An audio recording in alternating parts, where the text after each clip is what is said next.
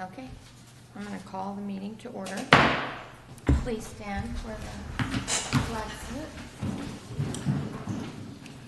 I pledge allegiance to the flag of the United States of America and to the republic for which it stands, one nation, under God, indivisible, with liberty and justice for all.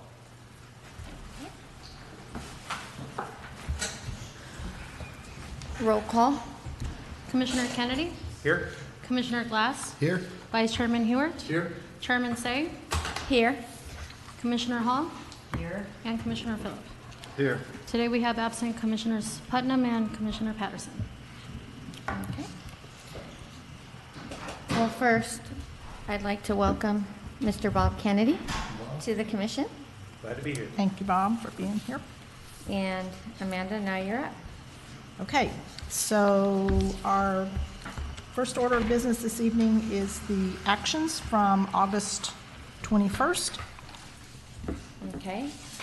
Anyone care to make a motion? If no one has any changes or edits. Anything? Everybody read them? Okay. Make a motion to approve. I'll second. Call for vote. All ayes? Aye. Aye. Oppose? I abstain. I wasn't here. I'll abstain as well. Oh, then we actually don't have enough in a vote for this item. So we can, if we don't have a quorum, we can hold them over. Did you watch them? Did anybody watch them? I watched. Did you watch? Yes.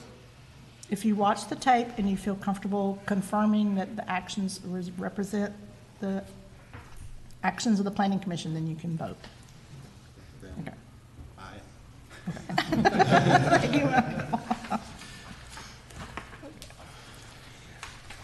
Okay.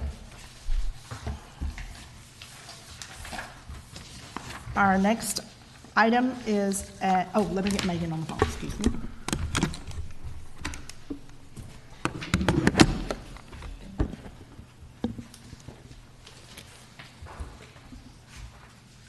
This phone doesn't.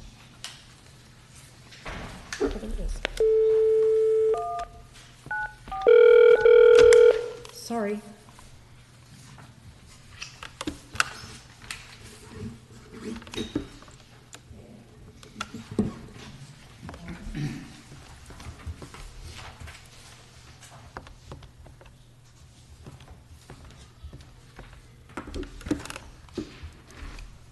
It's doing something strange.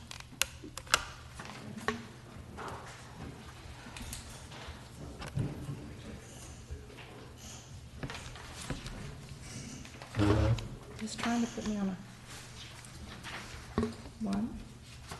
Maybe I don't have it on 9. No, you have it on 9 now. Oh, that's what it was. Thank you. Sorry.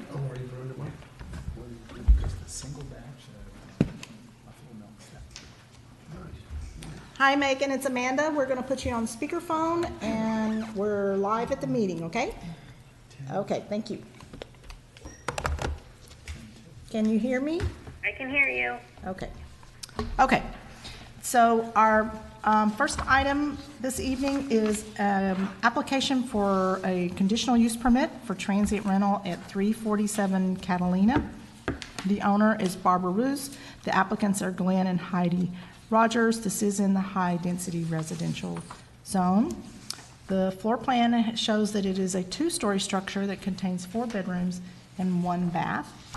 The saturation map is included in your packet and shows that it does not, under our guidelines, does not oversaturate the surrounding year-round properties. The property manager will be Avalon resident Sherry Olson in cooperation with CIVR, I believe that's correct. As you know, our conditional use permits also require a coastal development permit, and we are recommending that you can make the appropriate findings that the use of transient rental meets the guidelines for the coastal development permit. And we are recommending that you can make the proper findings to grant the conditional use permit for transient rental. We have received one letter in the form of an email from an adjoining property owner, and I'd like to read that into the record at this time. To members of the Planning Commission, City of Avalon, my name is Judith Johnson, and I own a single-family home at 345 Catalina Avenue, next door to the home at 347 Catalina Avenue, requesting a conditional use permit for the purposes of allowing short-term rentals on the property. I am very much opposed to granting the CUP for a couple of reasons. First, there is already a CUP on the other side of my home at 343 Catalina Avenue, so there is a continuous flow of short-term renters next door. Second, the 300 block of Catalina Avenue is already saturated with homes that have been granted a CUP. I built my home to enjoy the quiet island life and have the opportunity to spend time with my mom, full-time resident Val Schaefer. I really do not want to have to contend with short-term renters on both sides of my home. Thank you for your consideration in denying this request. Sincerely, Judith Johnson. That is the only communication we have received about the property. The application does meet the guidelines as laid out in the Avalon Municipal Code. So barring any other objections, we are recommending that you find it categorically exempt under section 15305 of the state CEQA guidelines, that you adopt the attached resolution approving the conditional use permit and coastal development permit for the operation of the transient rental at 347 Catalina Street, subject to the attached conditions of approval, that the Planning Commission adopts the findings necessary to support approval of the coastal development permit, including that the project is not within the 300-foot appealable zone, that an autoet or vehicle may not be included with the rental, and that the occupancy would be limited to 2 per bedroom plus 2, which would be a maximum of 10. And the applicants are in the audience. Yes, sir. A couple of questions first before the hearing. One is Judith Johnson, is her address 345, so she's next door? She said 345, correct. Okay, so it's next door. And then with our saturation standard as it now applies, if this was approved, she wouldn't be able to get it. Is that correct? I mean, it would be. That How does the saturation standard apply if this were approved to her property? the saturation looks at, are we oversaturating any year-round occupied properties? So Mrs. Johnson's property is not surrounded only because we include the properties across the alley behind it, and we include the properties across the street in front of it. So it's Okay. not just on Thank either you. side. So if you were to erase the street easement, and erase the alley easement, and see which parcels would be contiguous to the applying property or to the adjacent properties, would they be surrounded? Thank you. You're welcome. That's a good question, thank you. Anybody else? So, I have one. When counting up this block, it looks like there's 42 total houses, and there are 16 CUPs. So that's about a 20% ratio. And was that where we were going to put the cutoff point? Well, we haven't put a cutoff point yet, so we can't apply what's not on the books to, I mean, we can't apply our discussions because it's not in the municipal code yet. So even though we've been discussing our Going future, that right. So, And it's a big house. It certainly would be a party house, I would think. that was another question I was gonna ask. Can we, I know it's standard 2 plus, 2 per bedroom plus 2, and is there any way, I know we have in the past because of water, but because of the amount of people, can we limit it to? It is a 8? conditional use permit, so you are free to impose whatever conditions you think are appropriate to make it an acceptable use in the neighborhood. The commission's kind of gone both ways. We've had some larger properties with 5 or 6 bedrooms in the past. I believe for one of them or 2 of them, they didn't give them the +2, but on the other ones, they did. So it's Well, I was just- subjective. I know we weren't doing the +2 because of water, and so I remember the one on Tremont was a big one, you know, on that. And Upper Terrace, right. huh? I can't remember offhand, though. I would be, I mean, since it is 4 bedrooms and that is a lot of people, I would be inclined personally to say cap it at 2 per bedroom and not add the additional 2 for the living room. So if I were to make a motion. But I'm gonna open it up to the public now. So anyone would like to? I'm Carolina Cisneros, Catalina Island Vacation Rentals. Regarding the email received, it hasn't been mentioned that 343 Catalina, it's a triplex. Only one of the units is a vacation rental, the other 2 are year-round rentals. Just wanted to add that into the mix, that it's not a whole house, that's a big party house next door. Okay, And we actually encourage the occupancy to be up to 8. It won't be a party house, it's pretty petite, and it won't be advertised as come to this spacious home and that sleeps up to 10 people. okay. So, yeah. Thank you, Karina. Anyone else in the audience like to speak on this item? Okay. I'm going to close the public hearing. Would anyone care to make a motion? I'll make a motion to approve for 2 per bedroom, maximum of 8, with all the recommendations of staff. That's what they're saying they want to do anyhow. I'll Yeah. second it. Call for vote. Commissioner Kennedy? Aye. Who seconded? Bart. Oh, okay. Bart did. Commissioner Glass? Aye. Vice Chairman Hewart? Yes? Chairman Say? Yes. Commissioner Hall? Yes. And Commissioner Phillips? Yes. Alrighty, all ayes. Thank you. Okay, Amanda? Our next item is we wanted to bring something to commission to discuss about accessory dwelling units, and I'd like to, for purposes of the public, I'd like to read this short staff report that the City Attorney's Office put together. The City Attorney's Office has prepared this report to facilitate a discussion among the Planning Commission on a possible solution to address a gap in housing incentives resulting from recent changes to the city's density bonus ordinance.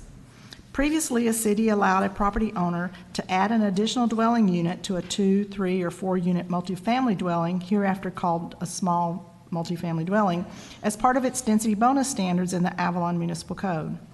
The city has since amended its density bonus ordinance to conform to changes in state law, and as a byproduct has eliminated this option, permitting an additional dwelling unit as part of the construction of a small multifamily dwelling.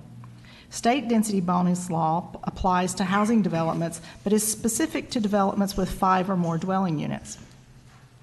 As an alternative means to allow additional units to be added to small multifamily dwellings, the city may consider allowing 1 or more accessory dwelling units, or ADUs, through a discretionary approval process.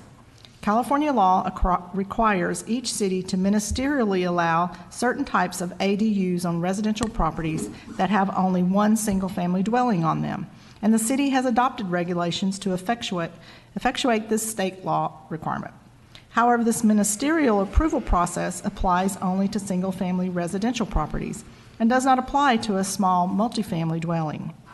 Hence, state law expressly allows the city to permit ADUs in other situations. Avalon may consider whether it would like to expand its incentives to allow ADUs for certain small multifamily dwellings through a discretionary approval process.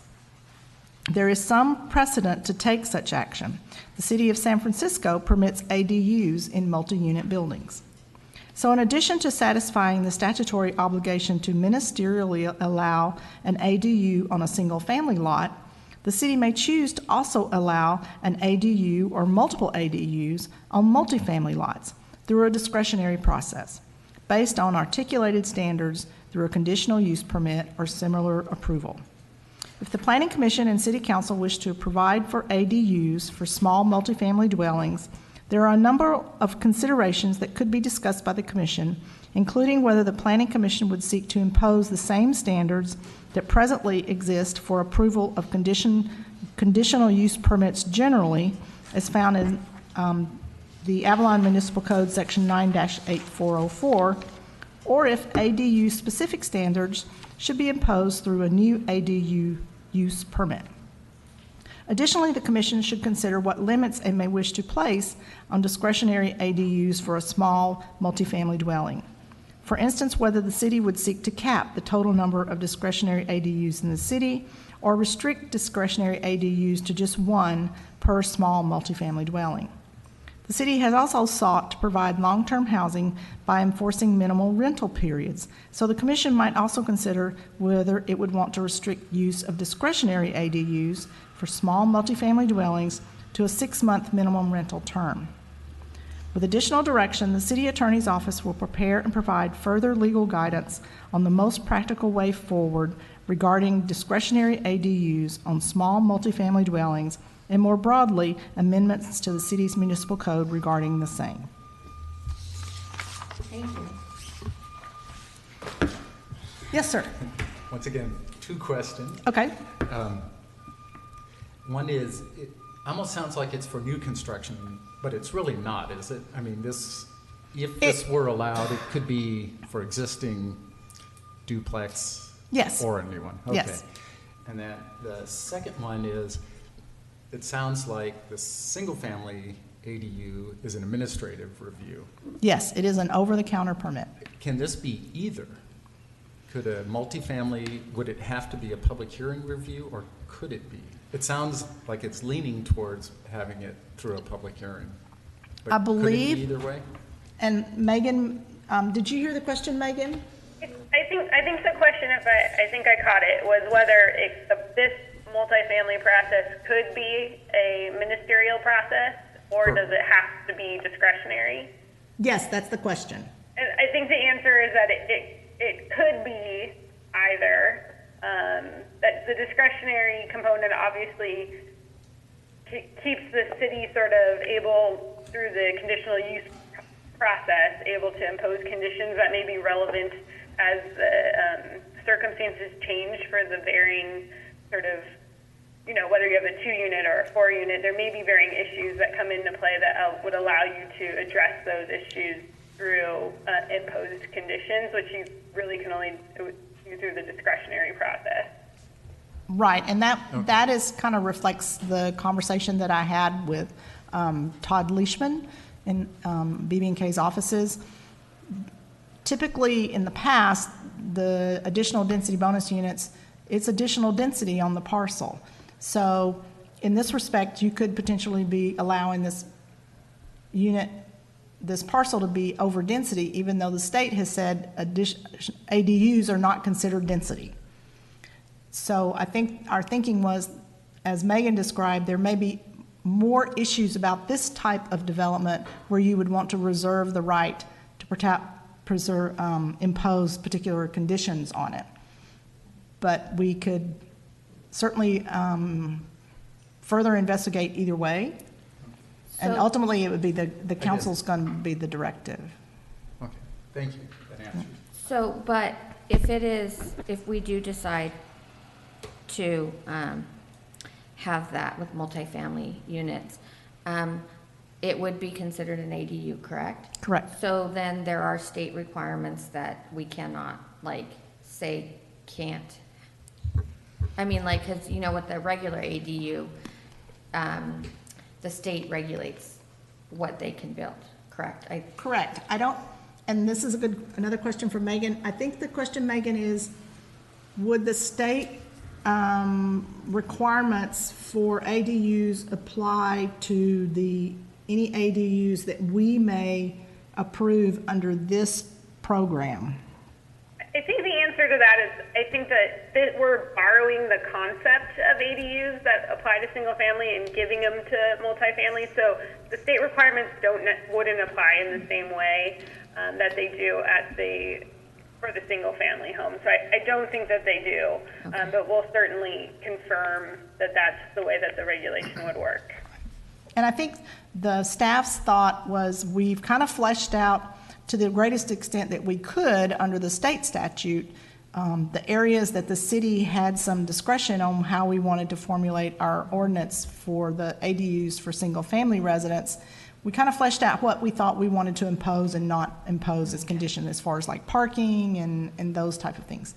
So staff's thought was it would be simpler to translate that into the multifamily ADU to the extent that you could apply it, because we've already kind of decided what would work and wouldn't work.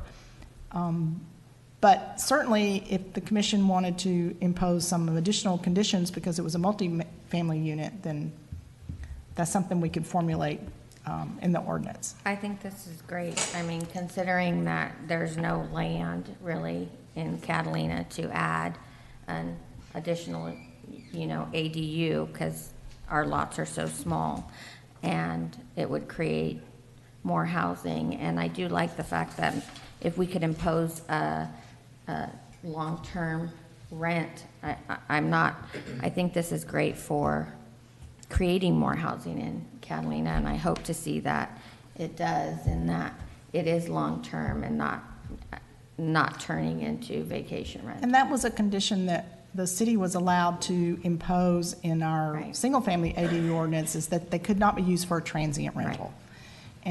But they did narrow it down to the 6-month term, because you might have someone that wanted to do a winter rental or that type of thing, but it wouldn't be allowed to be transient rentals. But there's no affordability requirement, which makes it a little better, a little more palatable to a property owner who they can add a unit and be able to get a reasonable amount of rent from it. Yeah, and I would think just because it's small, it's going to limit the rent. Right. Over 6 times. I really like the idea. And the reason I was curious about if we could do it administratively is I would think that would be an easier process and we might get more of them than if they had, Right. if it was a little more discretionary. Since we kind of already had it before, it sounds like, and then it got taken away, putting it back, maybe one improvement would be just to be clear about the standards, using the same that we do for single family, and making it Same as easy as yeah. possible to do it. I think people might be doing it on the sly anyway, and this might be a way to make it easy, and then they can get the value out of it out in the open. So to I your, really like the idea, and Right. every way to make it easier to so add an accessory. do you think Yeah. the probative, I'm sure I'm saying that correctly, issue Prohibitive? is the cost of a conditional use permit, which would be almost what we're currently charging for transient rentals, which is about $3,200? Or do you think it's just the process of having to be in front of the planning commission? I think both. Both. Okay, And I think it makes, if it's administratively reviewed, it's a little more predictable. I think, because they can have a pre-meeting with you and you can lay out what the standard conditions are, and then Right. they can try to figure out how to meet it. If it's here,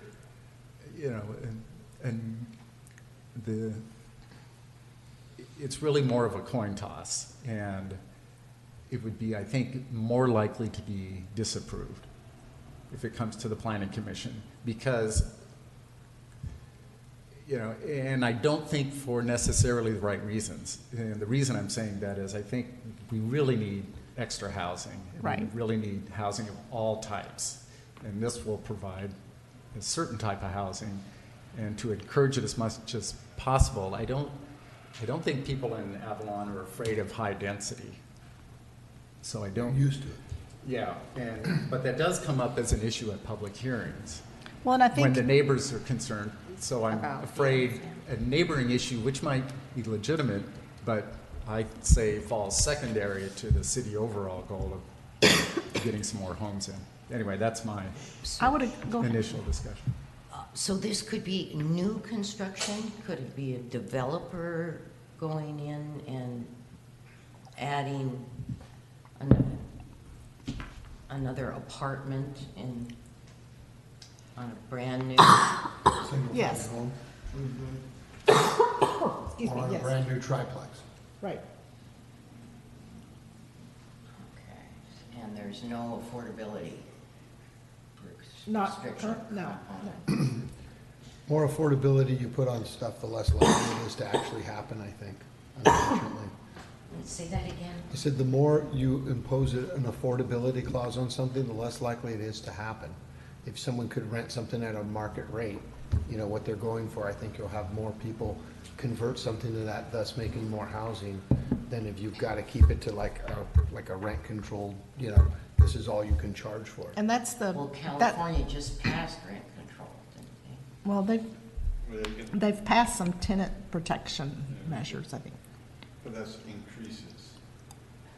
So- Oh, So you can start, my only thing is, if you want more housing, if you're gonna do it at market rate, you're more likely to have a developer add one of those, or to have a homeowner add another ADU, and it's more housing, that's given us something, I mean, you're not gonna find anything on this island inexpensive, the land just doesn't exist to do it, so if you take that away, that you are gonna charge more, you're gonna charge less money or have to make it affordable housing, I think you're gonna get less of these, and thus have less housing.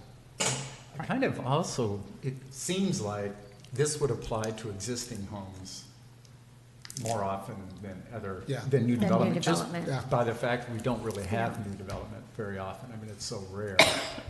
Because we don't have the land.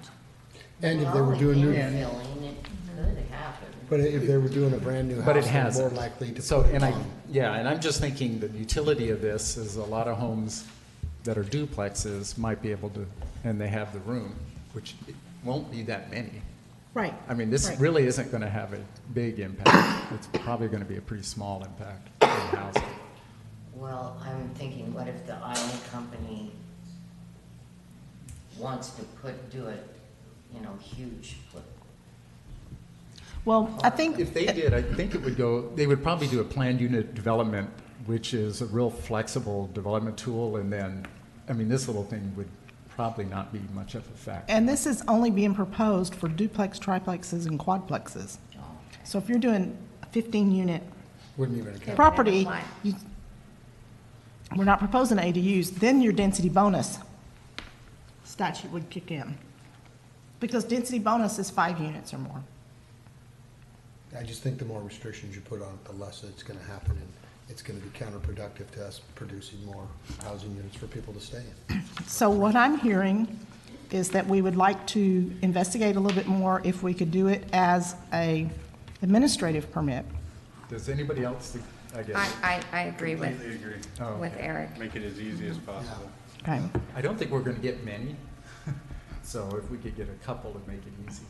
And the other thing is, if you're charging $3,200 to do it, someone's gonna make it up on their rent, so maybe they keep it a little less expensive. So I'm thinking not some have of to these pay. could be created for about I that think that was price. the whole purpose too, to try and give these Create more housing. people who are creating this housing a little less, Incentive. more relief incentive to build ADUs. Do we Okay. have the ability, Amanda, to label it something other than a CUP? So it doesn't confuse the saturation mapping and things that are going on? If we, Well, a conditional use permit, although the transient rental is the most famous one, conditional use permits are used for a variety of things. Like in the commercial zone, you need a conditional use permit to have a restaurant. So in any zone, there are principally permitted uses and conditionally permitted uses. If we adopt an administrative dwelling unit ordinance for small multifamily dwellings, when we change the code, we would decide whether we were going to put it in the conditionally permitted uses in the zones, or whether it'll be in the principally permitted uses. If it's in the principally permitted uses, Doesn't matter, it, right? it doesn't need a conditional use permit. So all the conditions that we impose on transient rentals would not necessarily carry over to the conditional use permit process for something else unless we wanted it to. Did that Yeah, clarify It that did, for you, it Bob? did, yeah. But okay, so we will come back. I will bring back what we currently have under our ADU ordinance, so to remind you what conditions we've currently imposed on them as far as parking and those sort of things. And we'll bring back, we'll do a little bit more investigation with the city attorney's office to see if there's anything out there that would prohibit us from doing an administrative permit. And then we can bring that back for you to review. Okay, thank you. Is there anything else you want us to include in that? Okay, cool. Okay. The last one, of the item on the agenda is just kind of an update on where we are on the, some of the things we're working on for transient rentals. Because my voice is dying, I'm gonna let Rocio go over this with you. Alrighty, so on August 22nd, we actually send out letters to the properties who have not paid for their TOT. In the first week, we had about 20 responses. Some properties were sold, so we needed to figure out who the new owners were. We reached out to them as well. Some properties were banked and provided leases, and other properties came in with and paid their fees. And then this week, we have had about 5 other people reach out to us. So I'm glad to say we've had more than half of the persons on that list reach out to us. So we are very proud of that. Regarding that, okay. This is so- regarding the letters that were sent out. So,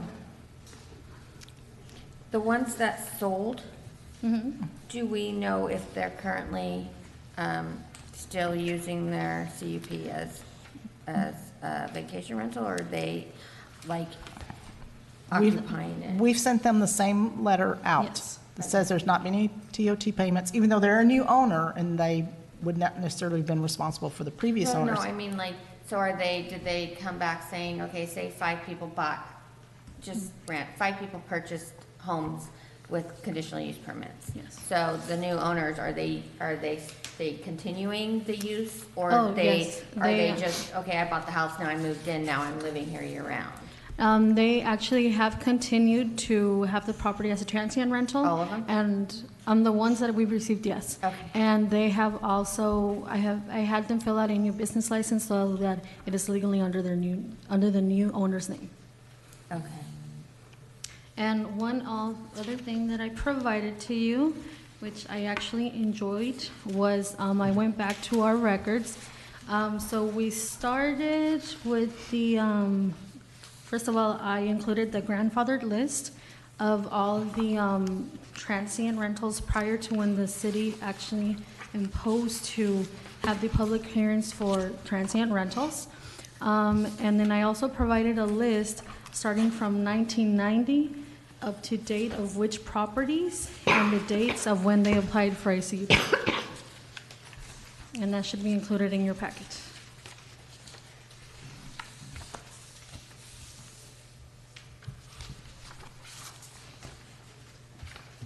Are there any questions for us? So do Where do we, we see dates? That should be the grandfathered list. The second attachment, which has highlighted red and yellow for the years and total amounts. so, okay, maybe just, so the grandfathered list, do we know how many are using their? I don't think we cross-referenced it. Yeah, okay, because that would help too, to know out of all these grandfathered CUPs, are they current using their permit as a vacation rental, or are they vacation properties for the family only, or are they living there year-round? Well, I think if they're keeping their permit active, then they will have been on our TOT list. Because the TOT list doesn't differentiate From the. whether they're grandfathered or whether they received a conditional use permit. But what I'm saying though too, so people can well, the grandfathers, they're yours, but what I'm saying is, But the obligation to either exercise the permit or bank the permit applies to grandfathered properties as well as, yeah. So the obligation, the criteria to keep the permit active is the same. It's just the So manner that's- in which they I- initially okay, so received it. I understand that, I understand the whole Okay. thing, but what I'm saying is, so say you have all these grandfathers or all these, and there are people banking them, Mm-hmm. and they still show up, of course, on the saturation. They do. They do. So that's difficult for me because say you have a bunch banked and they're being rented year round or And you're saying it's saturated, owner it's not. occupied, but they're still banked, but yet they're still on the saturation map, then it's very hard because can we separate? Can we figure out how many are actually, how many of the banked are being rented year-round and occupied? So owners? you would want to see on a saturation map if an active transient rental is owner occupied, but they're renting it one weekend a year, or if it's banked. Yes, because that helps out, because there is a lot of conditional use permits out there, but I have a feeling there's a lot that are banked, and I have a feeling that there's a lot that are being, just looking at this list, that are being owner occupied year round, so therefore, there has to be, we have to figure out a way to actually be accurate on what is going on with the saturation and with the conditional use. So if I'm hearing you correctly, that perhaps we should not consider owner-occupied unit, even though they pay their $12 a year TOT, as an issue when it comes to saturation. Or if it's banked and it has a year-round tenant in it, that should not be considered in the Because it's review not of the being criteria used. for a new The permit application. is not being used as what it was intended to, for Well, for it's- vacation transient going in and out, even though, but it's put away. The impact of saturation is less because it's not being utilized as a transient rental. Personally, I I think feel like that. I agree. So I Okay. would like a little more. That Well, then makes let's sense, see but how then at the difficult same that would be time- to, It makes sense, but at the same time, is if we don't take that into consideration, then all of a sudden they'd say, never mind, I'm gonna start using it. Then we have, Well, then once it becomes active, then you tally it as active. but. correct. And then when Right. another one would come up, you would say it's saturated if there were two. Well, Gentlemen, can you please speak into the microphone? But if you already allowed a lot, Can you gentlemen speak into the non-county microphone? fees that are banked, and then the ones who have it banked suddenly decide they want to start using it, pretty soon you'll have a whole. You could way over potentially, saturation. if I'm Yeah, hearing I- Micah, you I could hear that. potentially completely surround someone if someone went back into the transient hear market. that. Is there a way to show on the map it's one or the other? Because, That would make sense. you know, I mean, It makes, I think if we it can- makes a lot of sense what you're saying. but it also, I think we Influences. can create a list of the owner occupied, because you can kind of read some of these names on this list and know whether or not there's people living in there. And the list of banked ones, we have that, and so we can use that when we create our saturation map. probably At least, especially if it's it's a piece of really information. saturated. I mean, some of them, it might not be worth going through the effort because there's just a couple of homes nearby, but on the real tight ones, I think it, Well, I don't think the list is that long. okay. Of the ones that are owner occupied and maintaining a CUP and the ones that are banked. It's probably less than a couple of dozen. Have we given up on your idea of capping and let one go off. A one proposed go on. definition of saturation? No, I think it's still. No, it's coming back. It's coming back. The city attorney was doing a little more research, and so that's coming back to you in So October. the saturation discussion just takes place now. Just the way it always has for Yeah. the last couple of years. Okay. So humor the new guy for me for a minute. I know that we jumped right into saturation and talked about a couple other things. Educate me here. So we sent out a letter to, what'd you say, 65. 65. And the letter that we sent was asking for payment and? Yes, that they have not made their TOT payment. Okay. And what is the revocation process if they don't respond? I mean, it seems to me that, you know, if you sent this letter in August and you haven't had very good response, were these actual TOT rentals that were active, or were they just not I mean, do we know? Some were active, some have sold, some actually terminated. We also included Affidavit. an affidavit saying that they can terminate, and we did have some who terminated their CUPs. We gave them 2 months in order to respond to us. Okay. And our next step, if they do not respond to us within the 2 months, was to, I think it's to notify them we're going to schedule a revocation. Okay, yes. okay. It sounds like the majority. Thank you. More than half have responded, so we still have 1 more month to give them, and we'll see what happens after that. Thank you. And then to fulfill our requirements, they have to start renting Correct. and paying TOT. Yes, like correct. immediately. Oops, sorry. They need to get their business license, and they need to commence renting and reporting their TOT.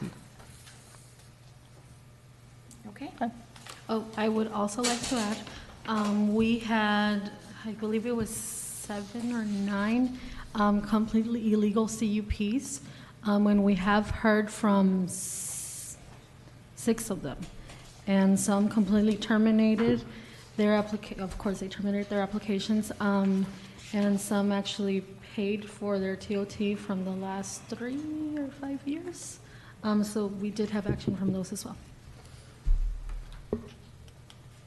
So we brought a few into the fold. And then how did you do that? We hired a company called Host Compliance. You've probably heard us talk about them.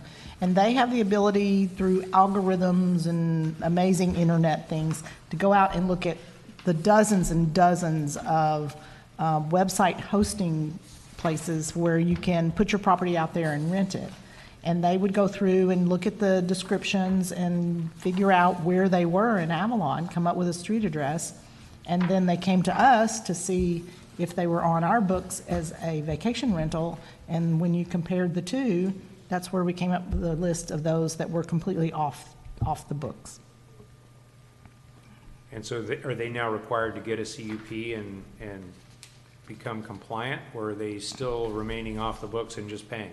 No, they would have to go through the process. So they got to apply to do it. That's great. Okay. Okay. And then we have, at a future meeting, we're going to be bringing back our inclusionary housing ordinance as well. And let's see what else we have. I think that's all we have in the very near future. Okay. I have a question. Just so that I know specifically what direction the commission would like to take. I believe we will be coming back with a list of the owner occupied for CUPs and banked properties. Anything else?